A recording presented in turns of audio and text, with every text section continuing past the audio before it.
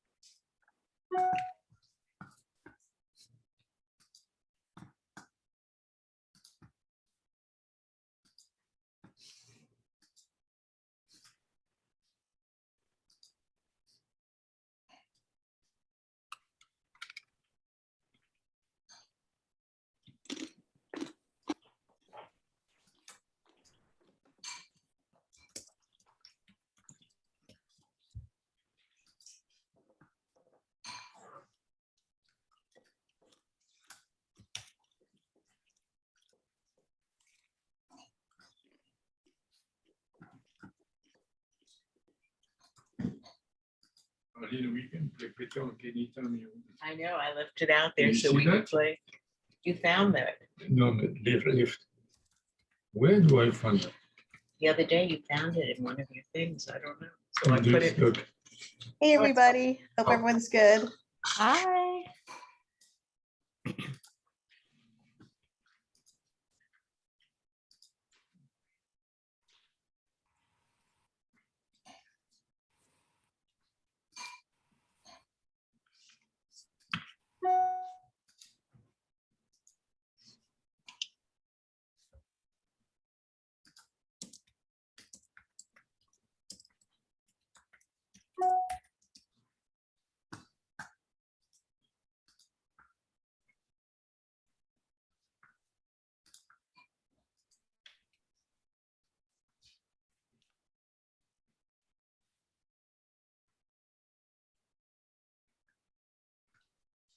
So I hear that we have 16 people on the call already.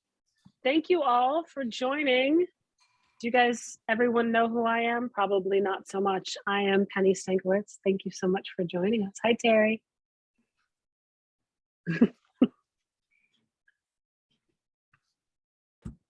I'm hungry. Karen. Sharon, hello.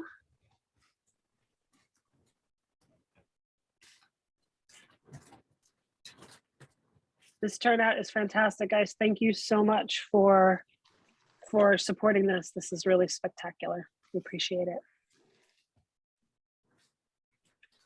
We're going to be doing comments throughout and Q&A. So we had no idea what to really expect from the levels of entrepreneurship.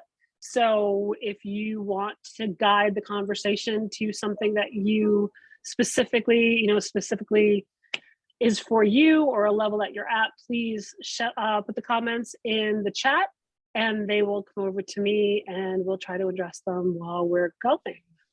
We're going to wait another minute or two just to see how many other people jump on. I'm sure some people will be jumping on late, but we're just going to get started very soon.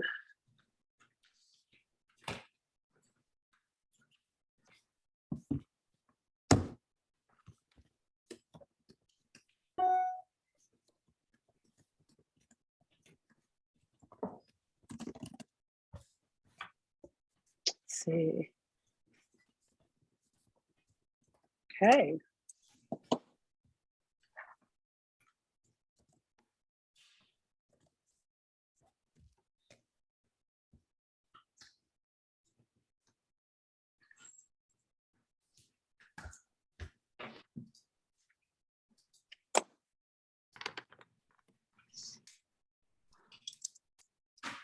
Penny, how many people in total signed up?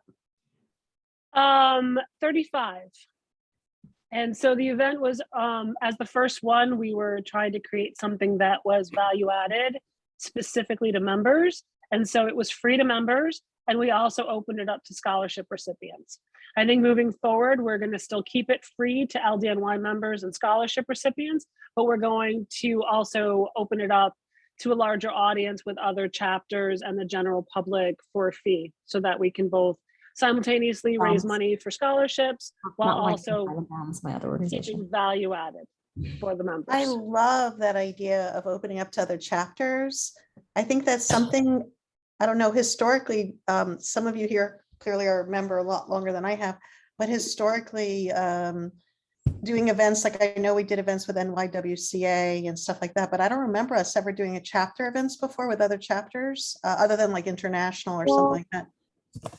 That's so great.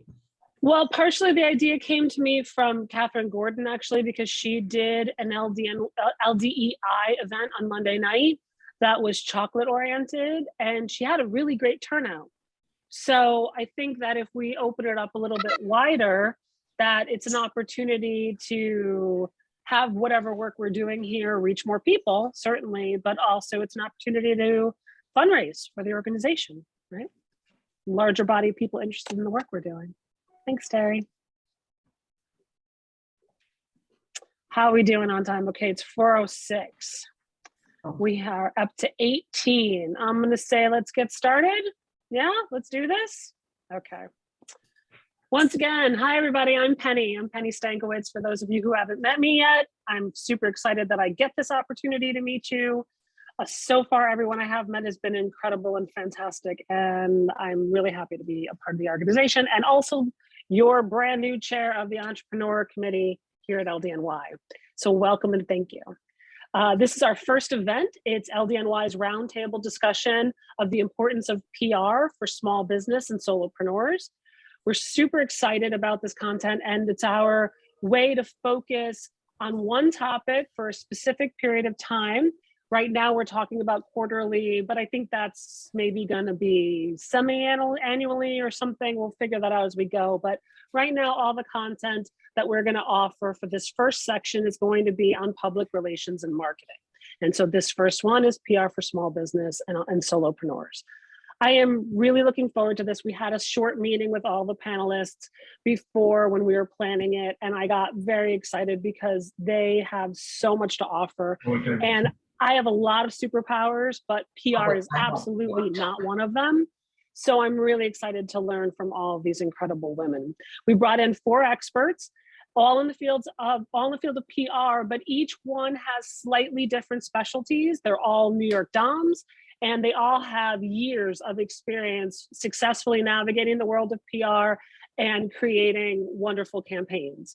So they're here to help us make good decisions and prepare for successful PR campaigns ourselves. I would love to introduce this incredible panel for you. We're going to start with Dame Carey Bachmann. Carey Bachmann is with Carey Bachmann Public Relations. She has more than 30 years of culinary and lifestyle. Are you gonna, so yeah, there we go. Hi, Carey. Carey has more than 30 years of culinary and lifestyle PR experience. She specializes in cookbooks and gourmet product publicity. Carey was formerly the director of publicity for cookbooks and lifestyle at HarperCollins William Morrow, where she publicized hundreds of cookbooks written by top-selling authors, including 1 or 2 you might have heard of: Julia Child, Marcella Hazan, Alice Waters, Patricia Wells. All around impressive. Thank you, Carey, for joining us today. Thanks. Our next panelist is Dom Sherry Bayer. Sherry is the founder of Bayer PR, which has been successfully guiding chefs and restaurateurs through the ins and outs of hospitality publicity for almost 20 years. Sherry is also the visionary behind All in the Industry, the insightful podcast on Heritage Radio Network, featuring a roster of all the big and bold names in hospitality. And in 2019, Sherry took her passion for hospitality, education, and engagement further, launching a new media production company to bring to life Host, Summit, and Social, an all-day inspirational and education event for the hospitality industry. Thank you, Sherry. Welcome. Thank you for having me. Our next panelist is Dom Rachel Littner of Lotus 823. Rachel is a leader in integrated marketing. She was the trade editor in the toy and home furnishings industry and created the in-house PR department for Conair, which led her ultimately to create her own PR agency, RLA, which she ran for 20 years. And after that time, she sold to Lotus 823, where she still has a continuing role as the advisor and advocate for agency partnerships. Hi, Rachel. Buddy, thank you. It's great to be And here. Thank you. And our final panelist is Patricia Clow, who is stepping in today for Jenna Flanagan, who was under the weather. So we are, first of all, so incredibly lucky to have Patricia here because she is a rock star in her own right, but even more of a rock star for literally coming in and saving the day today. You're all going to be super happy with her because she's filling that space for wine and beverage. Patricia is a seasoned savvy communications, public relations, and marketing professional with over 25 years of experience and a passion for the wine and spirits world, from reviving the Rioja wine region to introducing Brazil. See, we knew we were going to get caught up on this Brazilian Sasha. Thank you for stepping in and saving me. To the US media, trade, and to consumers. Her experience with international and domestic wine regions and wineries includes securing consumer media editorial coverage, scores and accolades, managing press trips and events, as well as sponsorships, spokespeople, social media influencers, and trade relations. She's completed 200 plus hours of European, South American, and US wine studies directly from the winemakers, producers, and educators. Patricia is an all-around rock star, and we're super happy to have her on our panel. Thank you, Patricia. Thank you for the opportunity. Okay, so the goal here is that we have a list of topics that we're going to start. We have a certain basic order that we are going to try to get to them. We have more than we are probably ever going to get to in this conversation, but we're going to do our best to hit some of the big highlights of what's important in regards to small business and PR, specifically thinking about it in the approach to it, what you can do beforehand, how you can prepare, and how you can help create a successful campaign for yourself. As I said earlier, we are excited, super excited to hear your questions, and we plan this from a point of view of somebody who is really getting started and didn't know a ton. So if you are more advanced and your questions are more advanced, send them along and we will direct the questions. We will direct the content that way. Okay, so if everybody's ready, let's get into this. Okay, we're going to start from the concept of goal-oriented PR. And I'm going to open it up to the entire panel to talk to us about what that means. What is a goal? Why do we need to have it? Rachel, you're nodding your head quite a lot. Why don't you jump in on that one? Talking to myself because that's one of my mantras that many a PR relationship has faltered because of not having the goals or not clarifying the goals. So, it really does start with defining what your goals are. What are you hoping to achieve with PR, and then creating the metrics and the tactics around those goals. So what often happens is that a company or an individual might, maybe they have a goal that's completely not PR oriented, or it's sales driven, or it's something that what they really want doesn't directly tie into the PR. So the goals are the only way you could determine whether a PR campaign is successful, because it all ties back. The metrics have to tie back to the goals, and the services and activities revolve around that. So that's where it all starts.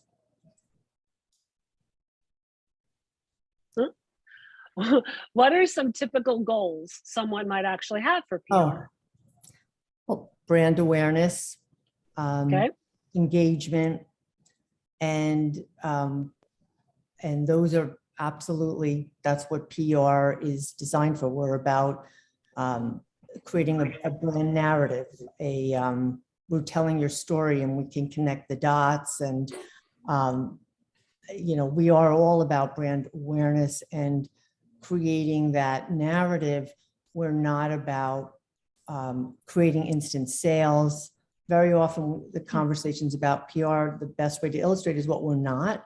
But there's a lot of things that we are that has to do with metrics. But yes, brand awareness could be for whether it's a product launch, whether it's for thought leadership, whether it's, I mean, it can be multiple, it ties to multiple goals or venues or,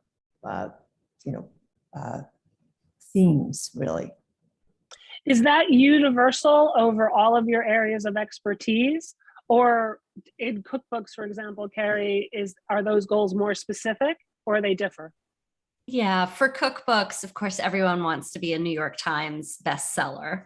That's usually people's first goal, and to be on the Today Show. But, sometimes helping people kind of figure out their goals and what really helps them to achieve them. So like National Public Radio, getting a hit on a radio might actually sell way more books than the Today Show. So, is the goal just to get the exposure and be on TV so you can say that you did it? Or is it really to focus on, selling the most books possible? Typically, goals for cookbook authors are to also build their social media platform and get a certain amount of followers. And I don't want to say it's easy, but to hit the New York Times bestseller list for 1 week versus staying on it for a longer period of time. And I guess then the next goal most people have is to then sell in another book or get a TV show or a product. So it really has lots of, there are a lot of different goals with that one goal. And what about realistic goals? Is that something that you find you have to moderate with clients? Yeah, a lot of times an author's never been on TV and they all of a sudden want to be on the Today Show. And, you need to kind of start out being on regional television, being on podcasts, really like honing in your message and being media trained before you can make that big jump. Makes to sense. national. Totally. Yeah. And Sherry, what about your world in regards to, I don't want to pigeonhole you because I know you do so many more things, but you do tend to seem more specialized with regards to chefs and restaurateurs. What kind of goals should somebody who's looking in that direction consider? Yes, absolutely. I do mostly work with restaurants and chefs. That's primarily what all these years who and what I've represented. And I definitely agree with what's been said. I think you need to have some goals and think about what you're trying to do with restaurants. Mostly they want to fill the seats, they want customers, and to go with Carey's point, sometimes national media might not be as good in a sense for a restaurant as local media if you're trying to get customers, your neighborhood, your people to come in. I think you have to think about what some chefs and restaurants I work with are just about promoting their restaurant, and then some have goals where it's more about them or to further their career, or they're looking to open a second restaurant, or they just want to be more of a celebrity chef. So I think you have to have those conversations and discuss like what are you trying to do, and also realistically have expectations of, with the New York Times and reviews, there's 52 weeks a year, there's 52 reviews or less. So to get reviewed New York Times, it's not, the chances, it's a possibility, but it's good to look at other outlets and realize that's maybe doesn't have to be the end goal or the all whatever, mean everything to you, even though it could be a goal. Got it. And what about you, Patricia? How do you handle goal setting with your clients? What do you advise them? It's somewhat similar to the other categories, but the common goal I hear, or the first goal, is like to get a 90 points from the Wine Spectator so they can use it with their sales force, and then have a better perception and a better reputation through that. I hear a lot about wanting to get more share of voice in features, because I represent things that are not necessarily singular, they're usually one in a category of red wines, in Cabernet wines, in Prosecco, et cetera. So my goal is to help them kind of figure out if they want awareness, if they want to drive a positive reputation with the trade, for example, what do they have inherently that will help get that out, tell that story for them, and who can we pair that with in the media that it will impress, that will strike a chord with. And, you know, it's like a calculus. It's like being a detective in a way, because I do a lot of studying of the media personalities and the reviewers and all the competitors in my clients' categories, and then try to be super strategic about like where to put them and when to put them there so that they can reach that awareness goal and get better positive coverage, more label shots, more opportunities to actually be a wine personality's choice when they go on broadcast media. So, I mean, as far as goals, I have to really work with the client and know where they're distributed, to know who, if they're on or off premise, and then I build a strategy around that that really speaks to whatever their best assets are.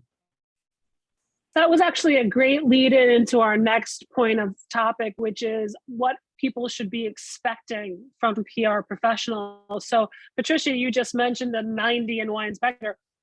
I mean, what if your wine isn't a 90? Or what if your wine is an 84? I mean, that's not something you necessarily have control over, right? So how do you coax people to be realistic about what they should anticipate? We used to deal with this, Carey and I used to deal with this in our previous shared work experience when we used to work with high-end chefs and restaurateurs, and they would want 4 stars from the New York Times. And in that case, I don't want to speak to it today, it's a whole different scenario. It was a little bit easier to study what the reviewer likes. And it is the same in wine. You can study what the reviewer likes, and you can make a recommendation and say, I actually wouldn't want you to submit, because if you want a score that's in the high 80s or 90, I don't know that you're going to do that well.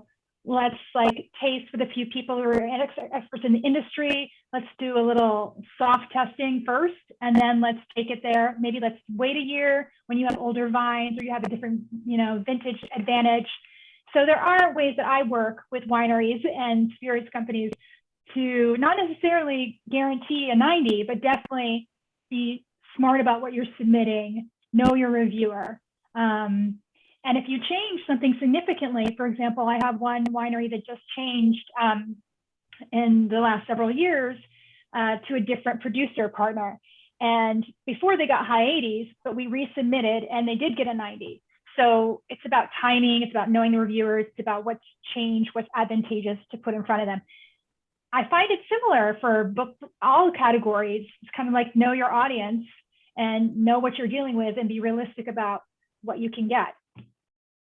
So this is almost making us jump ahead of our topics a little bit, but no, it's good, because that's why one of you would be hired, right? Obviously for your connections, but also because of your understanding of the business. So I want to take this a little bit left of our questions and say, where do the roles interact? Where does PR start and stop versus all the other marketing aspects that you're talking about? Are all PR experts also marketing experts to help you lay out that plan? Or do you need different people on your team at different times to help build that runway that then a PR person would come in at a later date or whatever to help guide it? I'll say my company is called Bayer Public Relations, but I've always done marketing and consulting, and then social media came into the mix.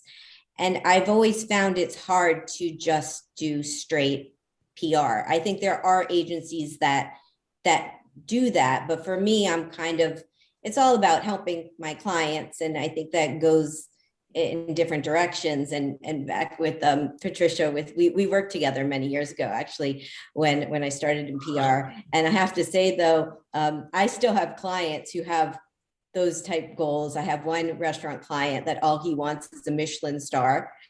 And I have a restaurant I work with now who could care less about any of that at all. And it is interesting, but I think as my job as a PR person, I'm the middleman between the client and the media and the influencers and maybe the Michelin people, but I'm not, like, my job is to connect, to get information out there, to bring people into the restaurant, to expose what they're doing. But then it's up to the client to deliver and for restaurants to have that great service, that great ambiance, the great food, that's out of my control. But I also I only take on clients that I believe in, and I believe had that amazing, great food and service, because I can't represent anything that I don't believe in. I can't tell someone something's great if I don't think it is. But we don't have control really of getting a Michelin star for this restaurant, in all honesty. For sure. And so what then should an entrepreneur, or in Carey, in your case, an author, already have in place before they reach out to someone like you? Well, for me, they should be signed up, obviously, with an agent, and usually be within a year of their book coming out. So they should be kind of building their brand and building social media following. And so there's a lot they can do before they start working with me, and then kind of leads up into their book launch. Rachel, do you have any thoughts on what people should be doing beforehand? Yeah, I think number one, there's so much work that the important work that's done up front is really critical for really having a successful partnership with PR, and everybody in this panel has touched upon it. So, if somebody wants to do a product launch, for instance, in consumer home world, make sure that you've got the basics, the nuts and bolts. You've got product samples, your inventory, what's the pipeline, what's your timeline, do you have your digital assets, make sure you've got availability, what are your retail channels. I mean, there's a lot of just vital stats, just to kind of, before you can have a conversation with with somebody about your brand, but be realistic about what the expectations are. That's part of the conversation, because that's our job, as their partner, as a resource. We kind of take a step back, because we're not siloed, as we've all said. PR is, to me, it is about, we're helping the brand, we're telling the story, and we're drawing from the most relevant options, vehicles. We're a resource, and that's our job, that's our role, that's our responsibility, really. And but to get back to your question, sometimes people aren't ready to do PR yet, but maybe we can introduce them to somebody who's a product developer, or some other resource, some vendor, some industry colleague, a chef, an editor, who could help them until they're ready for that point. So let's assume for a second it's an entrepreneur who's just starting out and have no experience. A lot of the things that you guys have just spoken about really apply to very established businesses who kind of know their way around. And Carey, in your case, if you've got an agent, then you've already got that support staff. You're not starting from nothing. Let's imagine for a moment that someone is brand new to this and has no idea. Give me the nuts and bolts. What do they need? What do they need their attention focused on? Anyone who wants to, anyone who feels like it. I think who are they? What sets them apart? Why should I care? If I'm having a conversation with somebody, because I've had many of those situations. I've been there myself, years, but the bottom line is, what are you trying to sell? Why are you relevant? Why would I want to look at your service, your product, versus your nearest competitor, A, B, or C? I mean, it sounds basic, But that is sometimes the most challenging aspect of the companies that we deal with. So because they're so inside of it. So, I think just starting with who they are, what makes the basics of what sets them apart, and then how to break that down. Because if they don't, if there's a low budget, if we're dealing with entrepreneurs who don't have the time, they have limited budgets. Well, what we have these, I've had these conversations. Well, what's the minimum that I need to get started? Like, what would you recommend if it were you, if it were your mother, if it were your sister, whatever, and, I would tell people, get a good writer, because I think writers can help with multiple, across all aspects of the brand. For starters, but let's ask everyone that question. What is the bare minimum? What is that one thing from each of your perspectives that someone needs to do, think about, and have ready?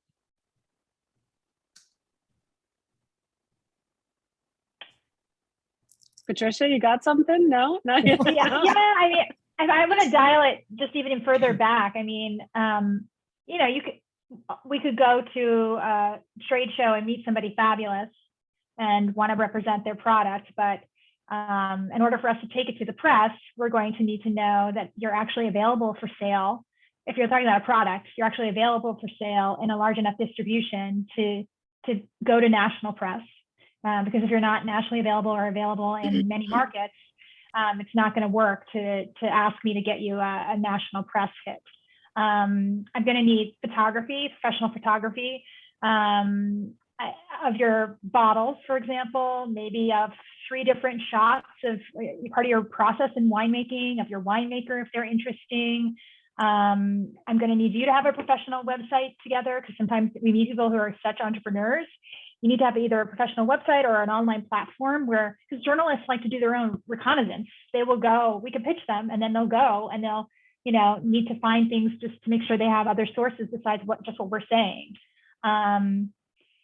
And, it is the point of differentiation that Rachel was getting at is really important to have done the studies, which I hope you have. If you're an entrepreneur and you have such a passion for your product, you've been looking around at others going, oh, I have something unique that I can offer. So you can already think about it like that. And, we'll be able to build a story together that represents that well and helps you stand out when you have 1 million cookies, for example. Yeah, Sherry, that the photography, the website, all that stuff is completely applicable to your work as well. Is there anything specific that she didn't mention that is also important there? I would 100% agree. I think with a website, I will tell my clients to just get the domain and set up a parked page to begin with, just coming soon so people know. Also to set up social media. Facebook, Instagram, Twitter, LinkedIn. I think I think the food world really is most popular on Instagram. Everyone's into the food pics, but I always say set them all up. I mean, even if you're not active on Twitter, if you have the account, someone else could tag you and do PR for you. So it's good to set all of that up. And the media, just a note, they love new things, like new products, new restaurants, new concepts. With restaurants, it's always a bit tricky because with timing, I hate to say it, but I've never worked with a place that opens when they think they're going to open, because between construction and liquor licenses and pandemics, I mean, like things, it's tough. So I will keep asking my clients over and over again about an opening date, because that can be key with the timing of when you reach out to a Florence Fabricant at the New York Times and try to maximize getting press coverage. But yeah, I think there are the things you can do. I mean, getting photography is key for to have professional photos taken, not just something that you took on your iPhone. And then once you have it, you can use it not just for media purposes, but for your website, for marketing, for anything. I mean, it's for social media, so it's good to have. Got you it. raised a really good point. Oh, sorry. No, go. I was Go just ahead, going to say, Sherry, that you raised an excellent point about it also crosses into the consumer home, consumer culinary in terms of, we are the liaison between the media and the reality and what our clients tell us. And in terms of product availability,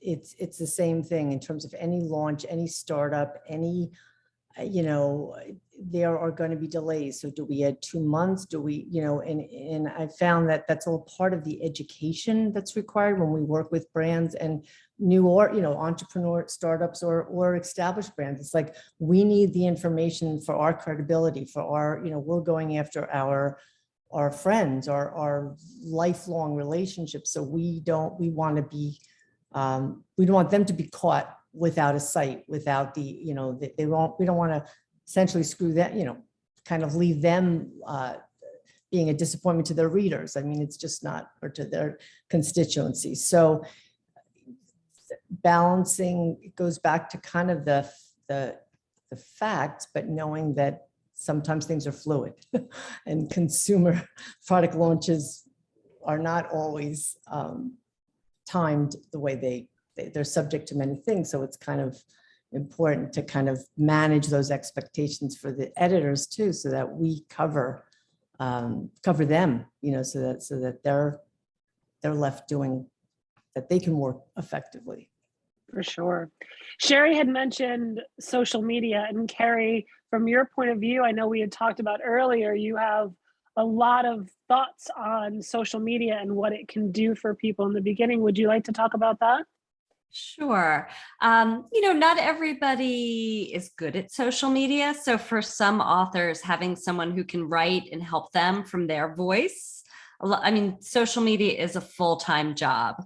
So if an author is a chef or, has a column in the New York Times or doesn't have the time, it's good to hire someone who can help, who has the same vision that you do.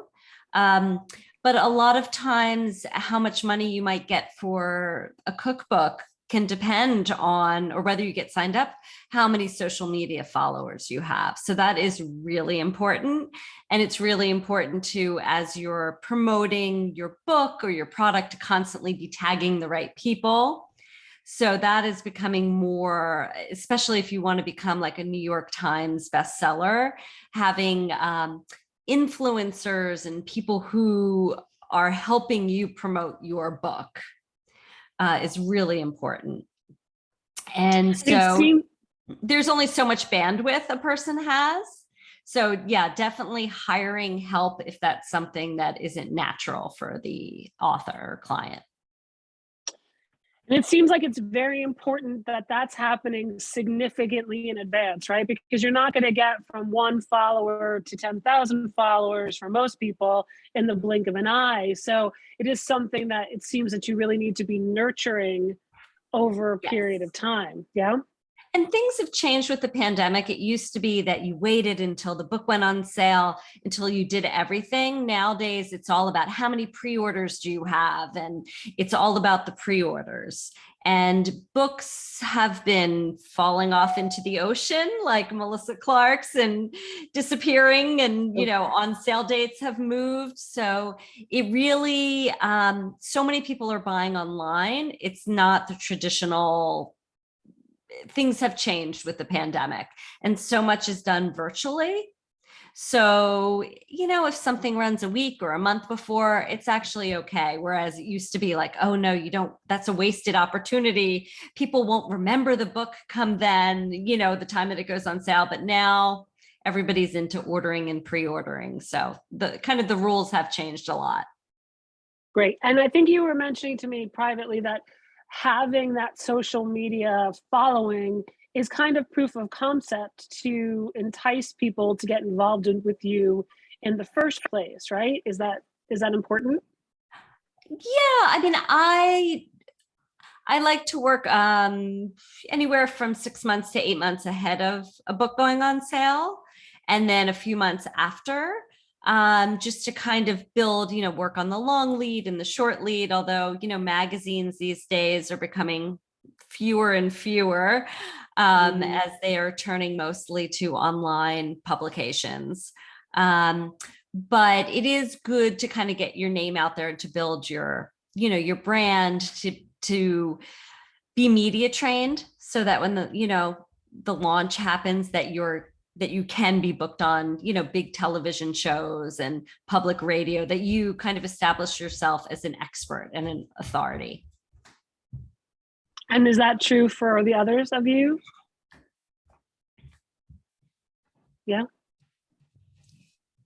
As far as advanced timing or social media, which one? Well, certainly for timing and becoming the preeminent expert on your item, do you need to be an expert? I mean, usually in wine and spirits, you are so impassioned with something and it really resonates with you and you absorb it and you just immerse yourself in it. And then you have this product, or you involve yourself with producers or a team and create this product. So usually they're experts in their particular, or in the wine category, you could be a trade person who's been involved with it for a long time. One of our DOMs even created a new glassware line, Victoria James, the Lennox, which is really cool. So she didn't have to be an expert in glass per se, but she's an expert in the usage and the tools to appreciate wine. So I think in these categories, it has to be either immersing yourself to be an expert, but you don't have to actually know how to grow grapes or know how to make wine per se. Okay. And Carey did mention timeframes. Do you all agree with her in terms of the timeframes in your respective areas? Well, because in my case, if we're trying to hit a season, if your particular wine or spirit is more purchased during a particular season, be it summertime for summer cocktails or a lighter wine, or be it the holidays, then I'm going to need some advanced work and you're going to have some samples available. My favorite is when clients actually have a smaller size sample instead of having to send a 750 bottle. I'm always like, I don't need to send these people 750 bottles. How about 375? So that, I send it to them. They have time to, taste it and evaluate it and then figure out together where the coverage would be best to run. So like 3 to 4 months in advance of when you'd like to see the placement itself. And I did want to just call out that one thing I've been, that's kind of a change lately is at times wine is available in markets at a different time than it's actually available in the distributor's hands. So I'm really liking the tactic of getting the wine from the distributor's hands into the reviewers in time to get an advanced review of it actually being on sale widely in the market. Because I think reviews are very supportive from the right outlet. Okay. Sherry, what's your time frame that you prefer? I was going to say it's shorter particularly for restaurants. Usually I will say 4 to 6 weeks in advance of a restaurant opening to have PR on board. It gives you time to put together some press materials, to get those photos, to get organized, and then do outreach. As Carey alluded to, or what's happening in the industry, there aren't as many print publications, unfortunately, but because everything is online, it's actually, I guess it's a benefit to having a shorter turnaround time. Publications don't need, you don't need to reach out to them as far in advance when things are for online press versus print. With, let's say, Food and Wine magazine, with print, I mean, back, I think when I started doing PR, they're working on the Thanksgiving issue like now. And so if you want to be in that, you would have to pitch them a good 6 months ahead. I think print has gotten a little shorter with their time. Maybe it's more like 4 months now, but online can be very quick. I mean, you can send something to Eater now and it can go up in an hour, like it can be very quick. So I think that's a benefit of getting more press in a sense for clients. Are we still focusing? I'm sorry, Patricia, give me 1 sec. Are we still focusing on national magazines? Because there are so few of them, it's still a focus for us, yeah? I think so. I think that goes back to goals. And some people still do want to be featured in Food and Wine magazine, which is a fabulous magazine. So, but I think it depends on the client. And Okay. national, all, I mean, there are virtually most magazines, there's a digital component. Online is just synonymous. So I think the Better Homes and Gardens, the Meredith and Hearst, I mean, there's been a lot of shifts and sadly layoffs, but big picture there, the digital platforms are still, and the content that comes out of that is still very relevant and very important and very from it's visibility and its awareness. And it also gives us a chance to kind of build that engagement through the digital platforms and other things, that will help tie back to the goals.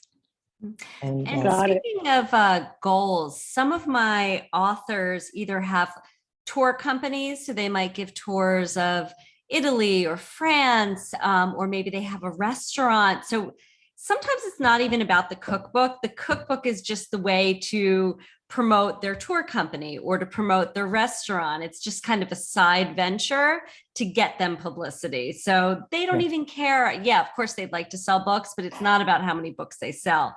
It's kind of, helping to promote something else that they're working on. Got it. Got it.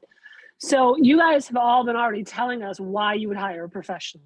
You would hire a professional because of all of this that you already know and opening doors, right? Getting people to pay attention to this product. Is there anything else that I'm missing here as to why we'd want to work with you specifically? I would say as a resource to help them with the brand overall from a holistic perspective. I would like to, I see a role as connecting the clients with the right partners, whether it's, industry associations, other brands for co-branding, like a bigger opportunities to keep them relevant. That's our job too. So the opening doors just has very big holistic, implications that I think that we're uniquely, PR professionals uniquely positioned to help them with because of the network. It does come back to the network and the relationships, but I think that goes a long way. What should an entrepreneur or solopreneur be looking to budget for if we were going to hire professionals to help us with this? That's a really I mean, I wouldn't give a number here, and I hate to be that person because I've thought about this, I mean, obviously it's what we live, but I think that the question is that there is a budget that's needed, and there are ballparks that we could provide and have a conversation about, and maybe talk about it in stages or phases based on the goals and the deliverables. But we're dealing with, entrepreneurs. I understand you need some concrete information. If they've never done this before, right, they have no idea how much to think to budget for or to think of. In our pre-conversation, we also spoke about some hard costs versus soft costs. So there's obviously the agency costs, but there's other costs as well, right? So without asking you, hey, what do you charge? Because that's not the question. It's really more like, what can somebody expect to budget? Can you put me, maybe even not your agency specifically, but what is the minimum that someone should have if they're planning on hiring a professional?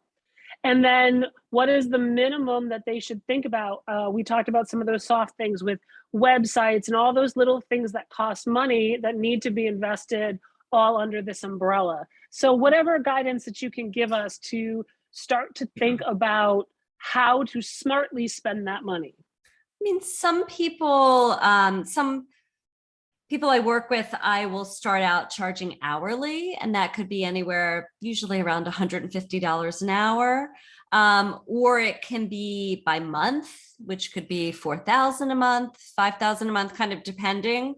Or it can be by project. I prefer by project, and by project, it doesn't mean that you're going to come out paying more. It just means I have more time, like long lead time. When somebody hires me 2 or 3 months before the book comes out, the chances of getting long lead are very slim because there's just not enough time. And a lot of people won't want to feature an old book, a book that came out a few months ago. So it really depends, but it can really vary. And then in terms of, websites and that really depends on how elaborate you want it. You can do it very cheap. I just did my own website after ignoring it for many years, on GoDaddy for a few $100s, and it's good enough. It doesn't need to be, some people might want to constantly be changing, or for others, it can just be very basic. Okay. And I'll add, yeah. I typically work on a monthly retainer, and usually the beginning, say a minimum of 6 months, even though it can be a little flexible on that. And I think it's hard to pinpoint a number, but to give a range, it could be with specifically maybe restaurant PR, it could be anywhere, I'd say like 2,000 a month to 15,000 a month. I mean, if you're like a restaurant group and you have multiple properties, so it's a big range, but I do think it's important for businesses and restaurants and anyone thinking like to have that line in your budget for PR marketing. I think, I don't know, it gets overlooked sometimes when you're putting together a new place, everything you need, and you forget about that. But it's important, I think, and worth the investment. For sure. And we have already mentioned websites, right? And there are many resources to get a website done very inexpensively.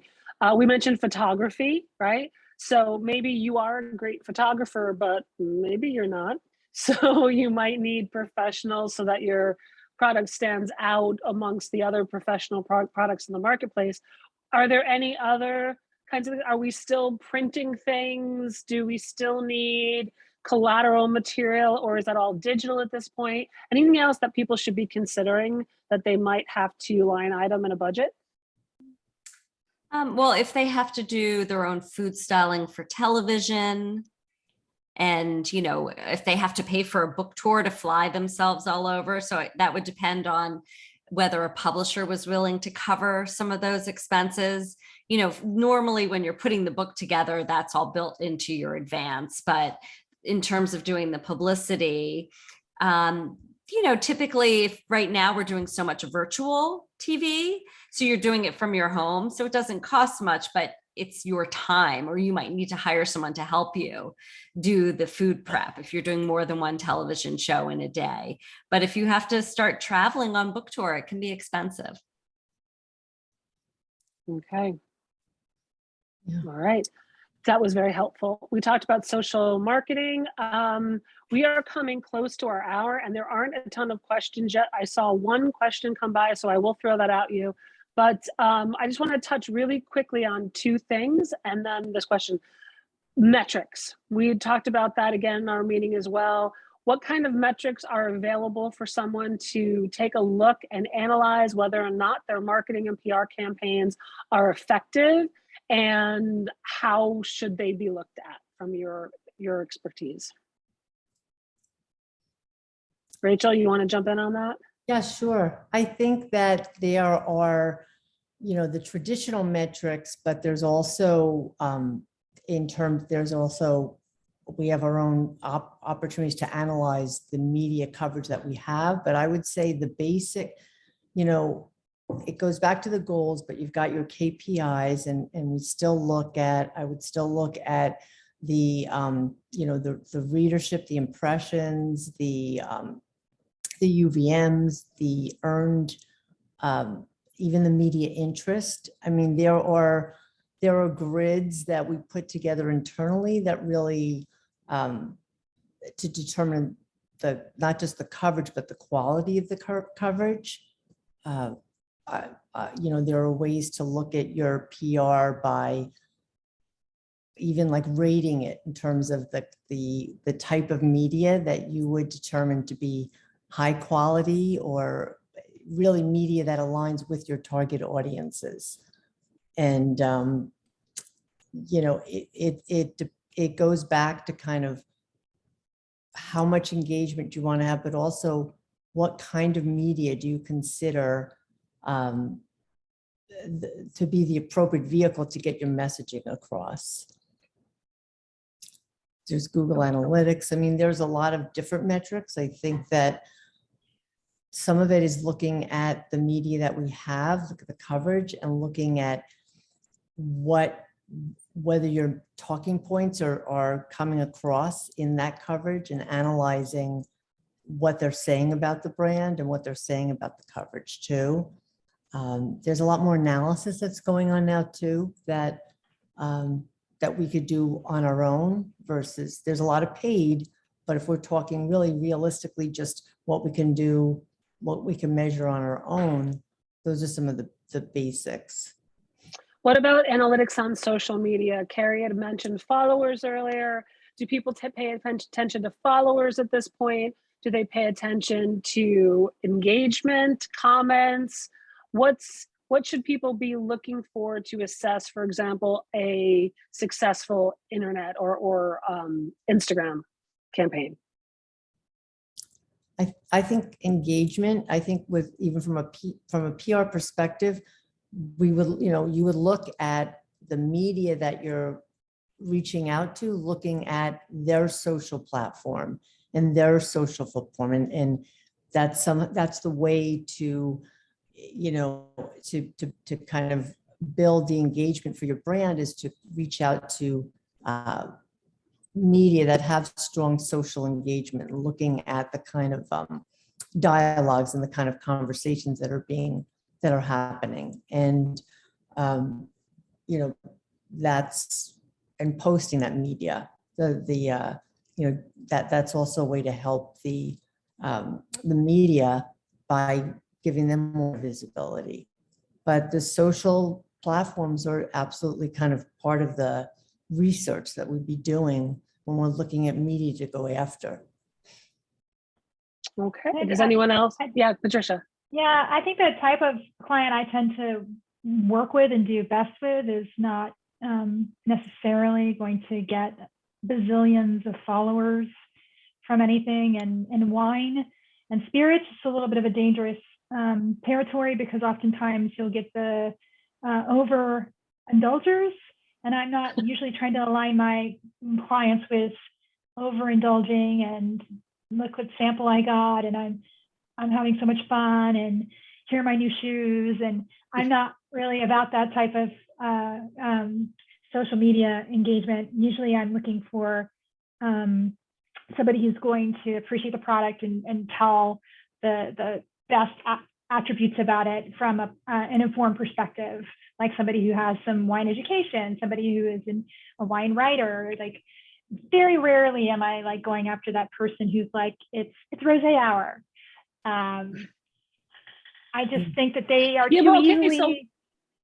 they're too easily persuaded to the next brand that wants to pay them for it to be rosé hour. I don't think that's a loyal, and I don't think that's really doing your brand a lot of favors in that case. Okay. One last question before one question. What is something that small business people can do DIY right now that would be successful? And I hope that maybe each one of you might have an answer for us. A takeaway, one thing, if you weren't going to hire somebody, you couldn't afford it, and you really just want to start to build a successful campaign, what's one thing somebody could think of or do right now to engage an audience? Well, I mean, I think I've always said this. I don't think PR, it's not brain surgery, but it is about relationships and knowing the industry and why we do what we do. It's time consuming and all of that. But you can reach out to a writer and an editor who you want to cover your product, your restaurant yourself. I mean, I would say take the time to know what that person, make sure you know what the person writes about, do a little research, read up on what they've written or done on their podcast, like listen to their podcast, like know what they talk about, and then send them an email, like reach out. Some people reach out now, and I mean, not all writers like to be reached out to on social media, but you can send a DM to someone on Instagram. I mean, you can reach out to someone with your message and invite someone into your restaurant or offer to send them product. Just let them know what you're doing. I mean, have realistic expectations if they're going to get back to you or be able to cover, but you can do outreach, you know, just be smart about it is what I'd say. That's Okay, exactly. anyone else have any tips? I mean, and that's Everyone- evergreen. No, I was going to say, Sherry, that's, I agree completely, because it's basically just it's the idea of being genuine and not selling people, and you're just there to help and to get their opinion on things. And sometimes just to, as long as you've done your homework and you understand what they're about, it's just a matter of having a conversation and you're not selling them. The worst time to get in front of an editor is when the first conversation is if you're going to pitch them versus just, information. So I agree. Okay. We had one question that came to me directly. Someone would like to know advice on how to drive traffic to an online gallery. That was the specific question, but I think that any advice on driving traffic to any specific location? Well, you basically you can include the link in your pitch, or you can, if you've got access to your Google Analytics, you can get information there to be able to track the whether a spike in sales related, was tied to that media coverage when it came out. So there are definitely ways that you can include links to help drive traffic. Okay. Somebody in the Anyone else have- comments. Yeah. Somebody, Yes. check out the comments. Alana Yeah. said she uses BuzzSumo. Interesting. I've never heard of that. Me either. I haven't heard of that one either. So I'm a marketer, not a PR, but because I'm one person, I do everything. I'm the social media, I'm the PR, I'm the one-stop shop. But BuzzSumo, I don't have a paid subscription to them, but you can get topics for different content. But what I like about them is you can put in your website, and then it will kick back anywhere that your website has appeared in what article. It will tell you how many times it's been shared on Twitter, on Facebook, and it'll give it an evergreen score as well. So it's a really nice metric. It also does have a component of it for influencers and pairing up the right people. And it's a really great tool. I don't feel like spending the money yet to really milk it for all it's worth. That sounds like a great tool. Thank you for mentioning that, for Yeah. sure. There's a newsletter I subscribe to called the Daily Carnage, and every day I get a newsletter with some like tool tip, what's happening. It's fantastic, and I think it was on one of their lists. I learned about it. Oh, I'll put it in the Bringing chat. that up, that's great. That's great to know. There are, made me think of, there are some free tools to track influencer engagement too. Phalanx, I could put that in the chat, or influencercode.com, where you can track how much engagement influencers have. There are some free tools that you can get without paying. So it sounds like we're saying before that, test and learn Yeah. a bit about what's No, but I going to think- resonate, and then do the, experiment a bit, informed experimentation based on your knowledge of like who's an expert in your Yeah. category and who's likely to do that, and then test it and then calibrate it with these tools. Mhm. And I think the idea of research is very important too. Don't just send it to anyone. If somebody does a podcast about the weather, they're not going to feature your wine brand. So make sure you know who you're talking to, right? Yeah, well, it's been interesting for me because I'm on both sides of the fence now because I have my podcast and Yeah. I get pitched, and sometimes I get pitched things that just don't make sense for my show. And I'm always, I find it, I would say, I don't know, interesting, or it makes me smile or a little amusing being a publicist, but I see that mistake being made and I'm like, listen to my show and then you'll know, or at least read the profile about the show, you know? So, Absolutely. yeah. Don't waste your time or theirs, right? Right. Great. Everyone, this has been wonderful. It's 5:05. If anyone has any more questions, throw them in the chat now and we will try to address them. Otherwise, thank you all for sharing your expertise with us. It's been a pleasure to listen to you. You are incredible. And I just wanted to tell everyone, again, thank you to Carey, Bachmann, Sherry Bayer, Rachel Littner, Patricia Clow for joining us. We're going to have more entrepreneur programming coming up. As I mentioned, it's going to be about PR and marketing. Our next event is going to be on visual branding, and that's going to be on April 5th. And we're going to be moving these to lunchtime chats. So moving forward, we're going to try to schedule them all for Tuesdays at noon. So it's something you can do in the middle of your entrepreneurial day and hopefully get some kind of a takeaway from it. All right. Thank you guys, everyone. Thank you so much for showing up Thanks, today. everyone. It was a pleasure. Thank you, Thank Penny. you. Thank you, Penny, so Penny. much. Yeah. Thanks, everybody. Thank you. This was wonderful. Everyone. Thank you. Thank you, Karen. Good to see everybody. For sure. Thank you, everyone.